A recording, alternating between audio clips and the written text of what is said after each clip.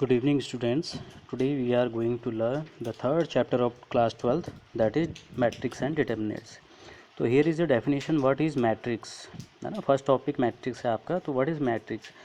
तो matrix is a set of m cross n numbers arranged in the form of an ordered set of m rows and n columns and is called m cross n matrix.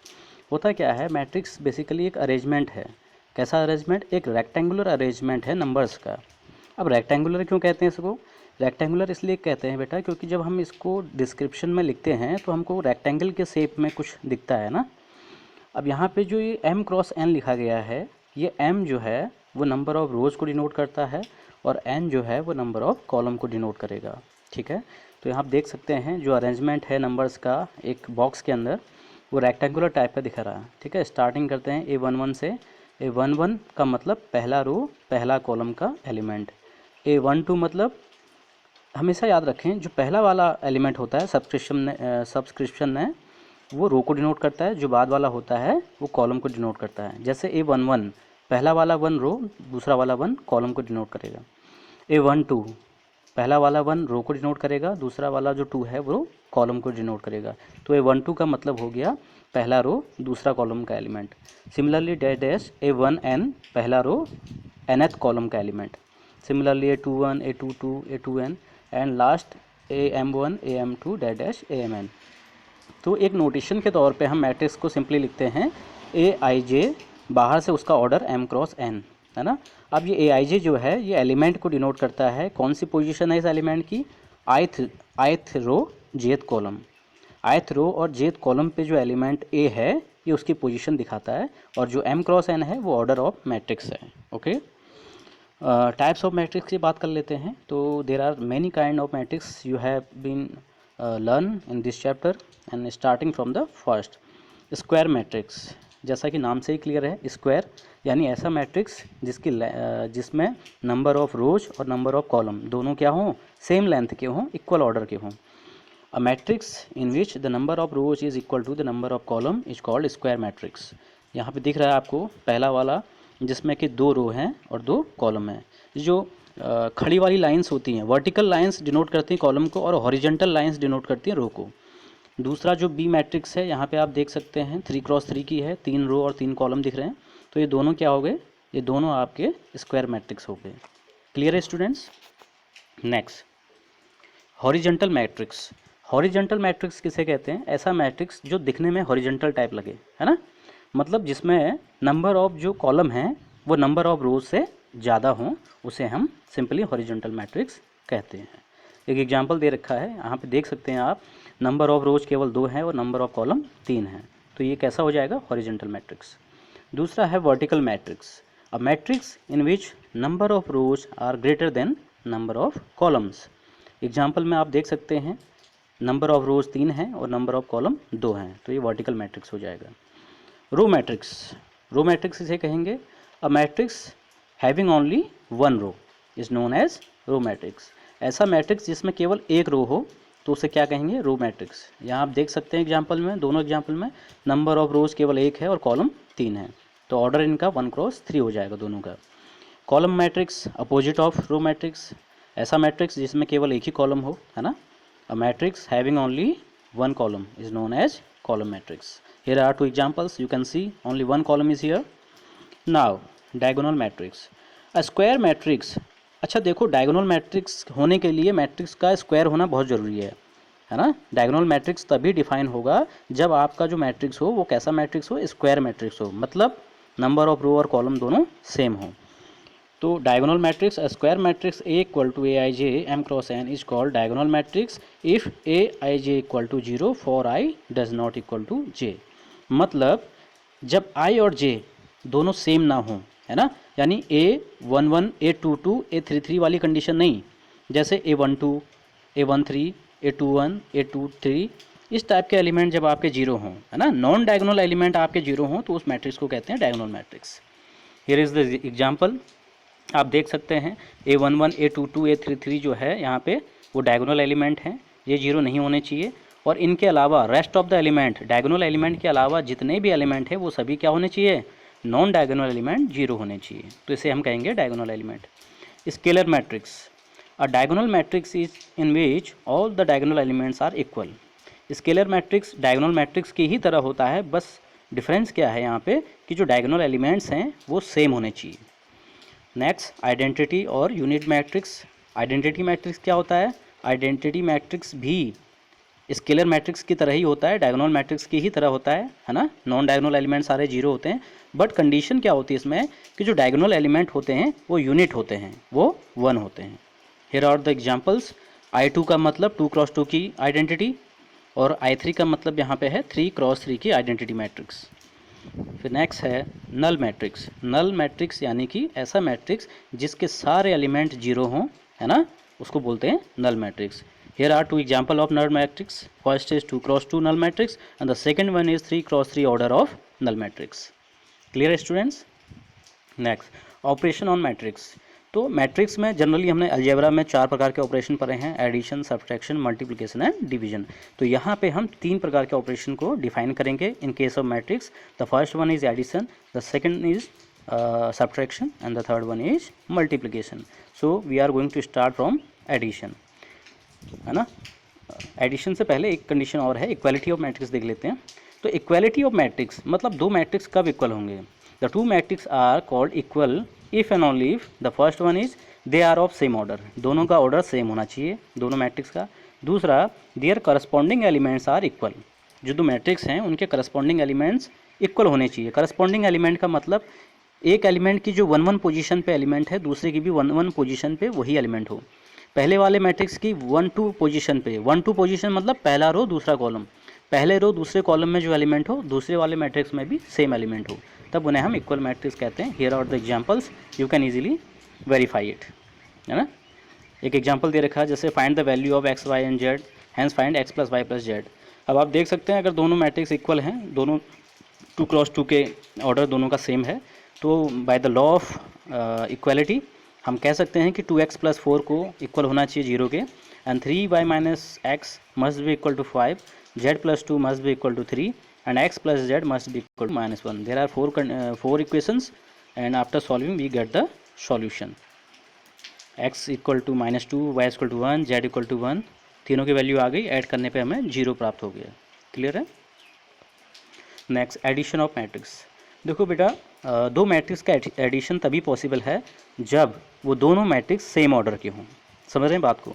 अगर एक matrix का order 2x2 का है और दूसरे का order 3x3 का है तो हम उन्हें ऐड नहीं कर सकते। तो addition of two matrix is possible only when they are of same order and the resulting matrix is obtained by addition of corresponding element of the two matrices. Here are the algebraic form. If Aij कोई एक matrix है, B = Bij एक दूसरा matrix है, और तो कोई resultant इनका जो C होगा वो इन दोनों के एडिशन से बनेगा Cij, है ना, जहाँ पे जो ऑर्डर होगा इस सी मैट्रिक्स का वो सेम होगा जैसे कि ए और बी का होगा। हेयर इज़ द एग्जांपल, ए एक मैट्रिक्स है 2 - 1 0 6 2x2 का, बी भी एक मैट्रिक्स है सेम 2x2 ऑर्डर का। तो आप देख सकते हैं जब हमने इन्हें ऐड किया तो करस्पॉन्डिंग एलिमेंट को ऐड करके हमें रिजल्टिंग मैट्रिक्स सी प्राप्त हुआ। Now the properties of addition. पहला, matrix addition is commutative. Commutative का मतलब अगर हम क्रम बदल दें, दोनों मैट्रिक्स को क्रम बदल के ऐड करें, जैसे ना 2 + 3 = 3 + 2, है ना, एडिशन कम्यूटेटिव होता है ना, 2 + 3 भी 5 देगा और 3 + 2 भी 5 देगा। तो यहाँ पे मैट्रिक्स एडिशन भी जो होता है आपका कम्यूटेटिव होता है। Second, matrix addition is associative.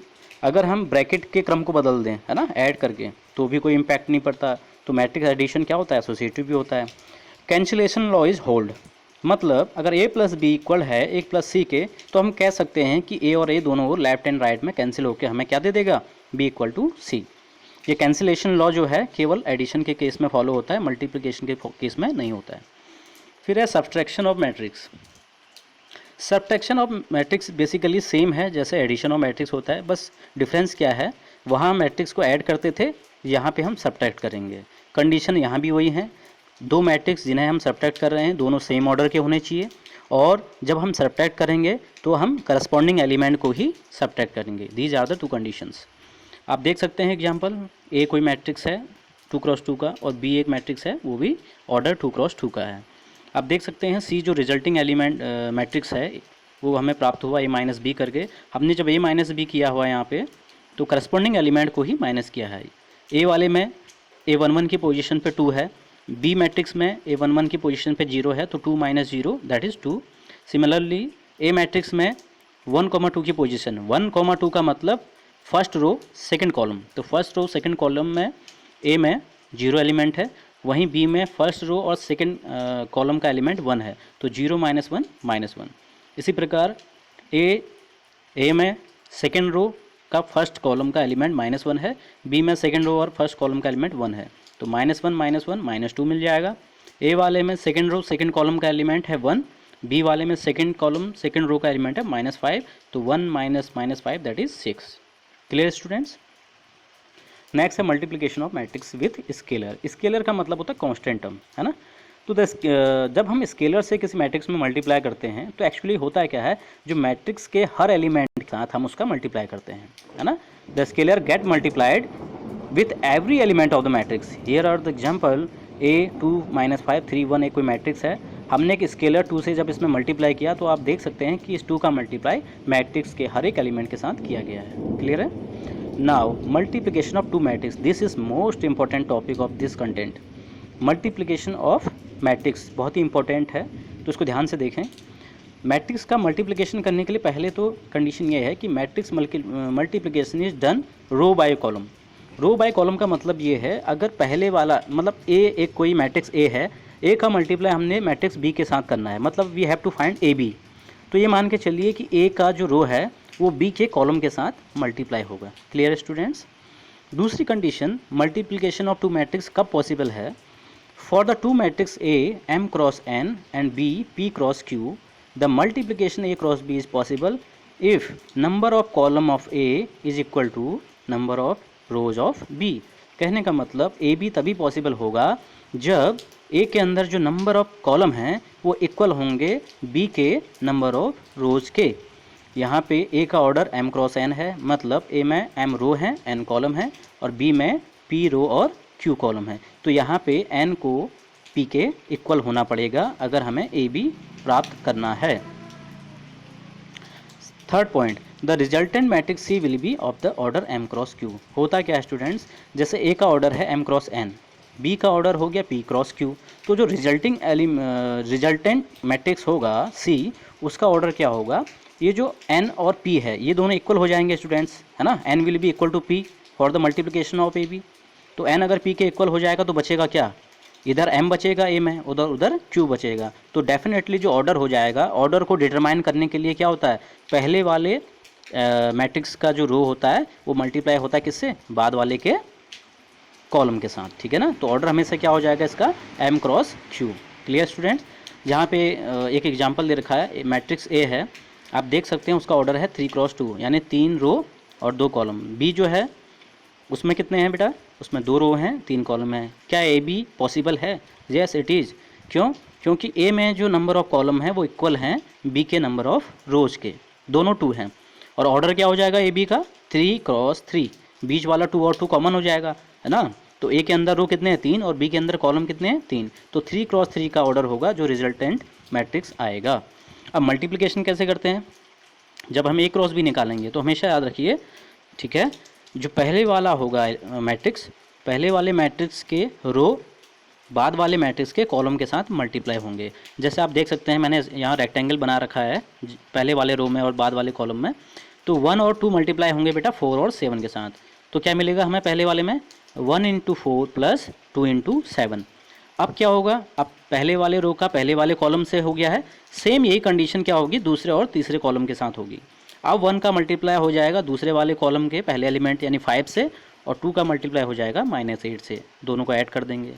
फिर ऐसे ही थर्ड कॉलम के साथ जब मल्टीप्लाई करेंगे, 1 × 6 + 2 × 2, ये हो गए आपके पहले रो के एलिमेंट। सिमिलरली अब जो पहले वाले रो के साथ हुआ वही दूसरे वाले रो के साथ सेम कंडीशन दोहराई जाएगी।